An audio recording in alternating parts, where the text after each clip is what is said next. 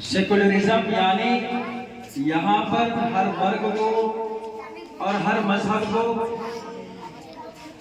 آزادی ہے اور مکمل آزادی ہے، اور جیسے جیسے ہمارے ملک کو ضرورت پڑی ہے، ہمارے اکابرین نے، ہمارے بزرگوں نے اپنی گردنیں کٹوائی اور اس ملک کو اپنا خون دے کر آزادی دلائی۔ اور جیسا کہ ہم سبھی جانتے ہیں کہ آج ہمارے ملک میں جو باطل طاقتیں ہیں وہ کس طرح سے مسلمانوں کو ٹارگیٹ کر رہی ہیں کہ مسلمان اس دیش سے محبت نہیں کرتا، مسلمان اس دیش کے باشندوں سے محبت نہیں کرتا، اور 26 جنوری یا 15 اگست پہ جو ہم ترنگا لہراتے ہیں، ہمیں معلوم ہونا چاہیے کہ اس ترنگے کو ڈیزائن کرنے والی جو خاتون تھی ان کا نام ہے ثریا طیب، جو حیدرآباد سے تعلق رکھتی تھی، اور 1962 میں جب چائنا سے جنگ ہوئی ہے اس وقت ہندوستان کے پاس روپیہ پیسہ نہیں تھا اور ہندوستان کو مالی تعاون کی ضرورت تھی۔ اس وقت حیدرآباد کے میر عثمان نے مالی تعاون پیش کروا کر بہادر شاہ لال بہادر شاستری سے کہا تھا کہ ہندوستان چائنا سے جنگ کرے اور چائنا سے مقابلہ کرے، جتنا پیسہ چاہیے، میزائل چاہیے، ٹینک چاہیے، میں اپنے پیسے سے اور مالی تعاون کے ذریعے سے ہندوستان کو وہ سب فراہم کراؤں گا۔ اور اس وقت اگر میر عثمان مالی تعاون نہیں فرماتے تو آج ہندوستان کا آدھا حصہ چائنا کے اندر ہوتا، اور ہندوستان کے ساتھ مسلمانوں کی قربانی اگر دیکھنا چاہتے ہو تو اشفاق اللہ خان کو جب پھانسی کے پھندے پر لے جایا جا رہا تھا اس وقت کہا تھا کہ آپ کی کوئی آخری اچھا، آپ کی کوئی آخری تمنا، تو انہوں نے کہا تھا کچھ آرزو نہیں ہے بس آرزو ہے اتنی، کچھ آرزو نہیں ہے بس آرزو ہے اتنی، رکھتے کوئی ذرا سی خاک وطن کفن میں۔ یہ ہے مسلمانوں کی تاریخ اور مسلمانوں کی قربانی۔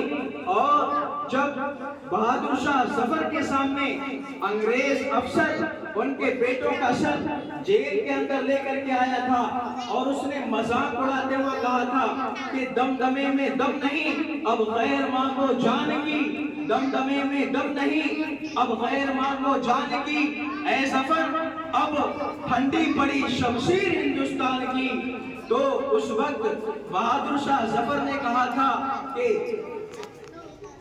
جب تک غازی جو ہے اس دیش کے اندر غازی رہیں گے اور ایمان کی طاقت رہے گی اور مسلمان جو ہے مقابلہ کرتے رہیں گے، تب تک جو ہے اس دیش کو کوئی جو ہے آزادی دلانے سے نہیں روک سکتا۔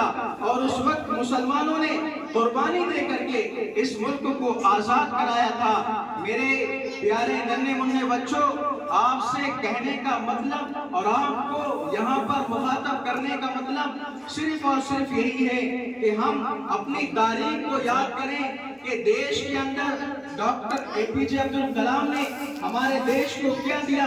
ڈاکٹر اے پی جے عبد الکلام نے ہمارے دیش کو 5 میزائل دی۔ ہمارے دیش کے اندر گائیڈڈ میزائل نہیں تھی۔ گائیڈڈ میزائل کا مطلب یہ ہوتا ہے کہ جدھر آدمی جائے گا ادھر ہی کو وہ میزائل جائے گی۔ وہ فرانس کے پاس تھی، رشیا کے پاس تھی، جاپان کے پاس تھی، لیکن ہندوستان کے پاس نہیں تھی۔ تو اس وقت جو ہے ڈاکٹر اے پی جے عبد الکلام نے کہا تھا کہ ہم فرانس کے سامنے گھٹنے نہیں ٹیکیں گے، ہمیں مایوس نہیں ہونا پڑے گا، ہم کو شرمندہ ہونا نہیں پڑے گا۔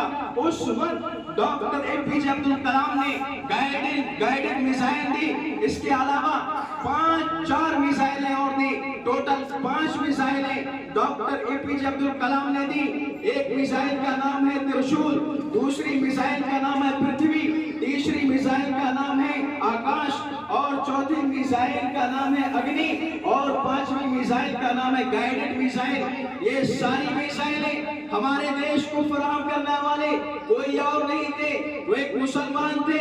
उनका नाम है डॉक्टर APJ अब्दुल कलाम। और इस देश के तिरंगे को जो डिजाइन देने वाली है वो कोई और नहीं है, वो एक बाहिजाब खातून Suraiya Tayyab. She was belong to Hyderabad, यानी जिनका ताल्लुक हैदराबाद से था और वो हैदराबाद से ताल्लुक रखती थी। और इस देश में जब भी किसी भी मौके पर कुर्बानी की जरूरत पड़ी है, अपनी जान को पेश करने की जरूरत पड़ी है, और जो है इस देश को खून की जरूरत पड़ी है, तो हमारे पुरखों ने और हमारे अकाबरीन ने इस देश को जो है आजादी दिलाई है और इस देश के लिए अपनी जानों का नजराना पेश किया है। आज जब खूबसूरती की बात आती है तो ताजमहल को देखा जाता है। ताजमहल को वजूद बख्शने वाला कोई और नहीं था, वो एक मुसलमान था। जब बुलंदी की बात आती है तो कुतुब मीनार को देखा जाता है। कुतुब मीनार को वजूद बख्शने वाला कोई और नहीं था, वो एक मुसलमान था।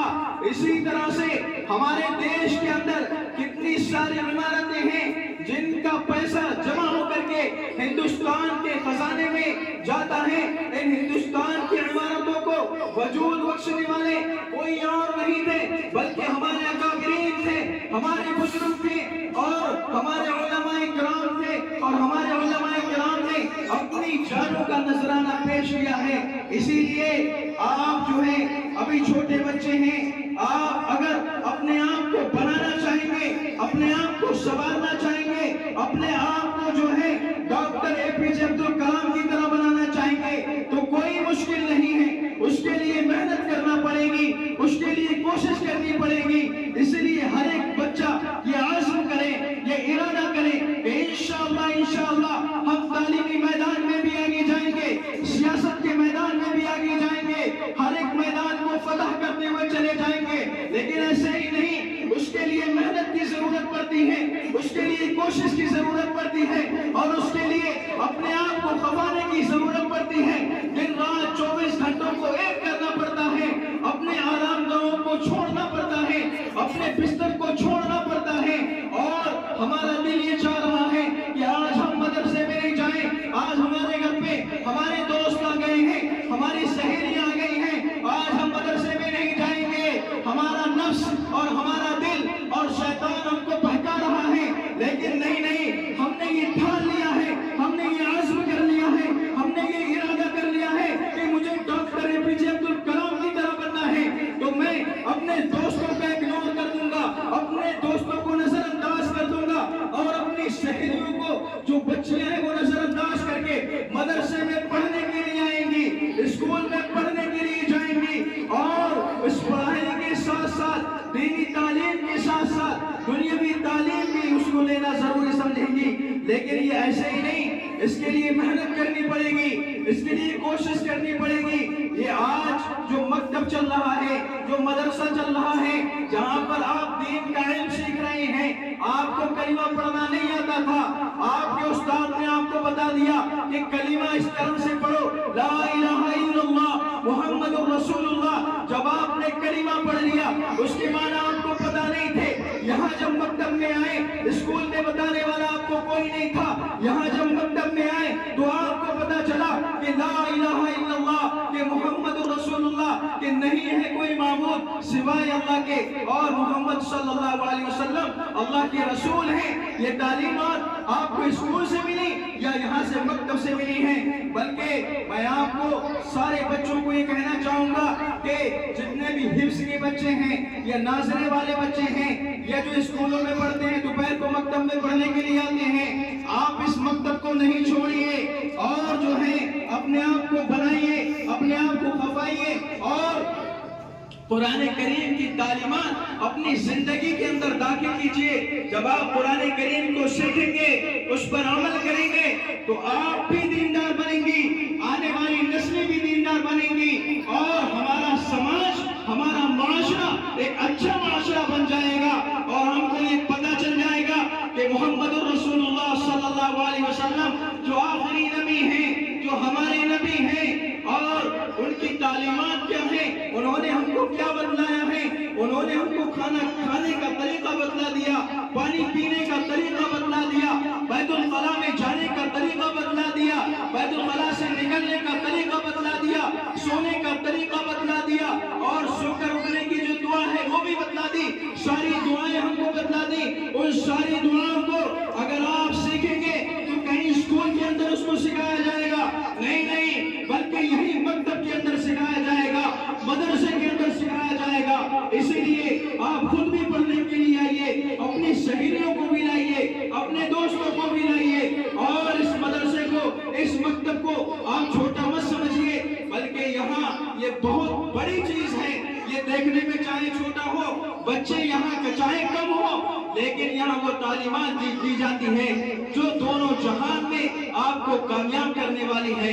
इसलिए सारे बच्चे ये आज़म करें, ये इरादा करें, इंशाअल्लाह हमें भी डॉक्टर एपीजे अब्दुल कलाम की तरह बनना है। हमें भी जो है मदरसे के अंदर पढ़ करके हमको भी अपने अकाबरीन की तरह बनना है। हमें भी अपने अकाबरीन की कुर्बानियों को याद करके अपने आने वाली नस्लों को उनके सामने बयान करना है। दुआ करें कि अल्लाह रब्बुल इज्जत हम सबको अमल की तौफीक नसीब फरमाए।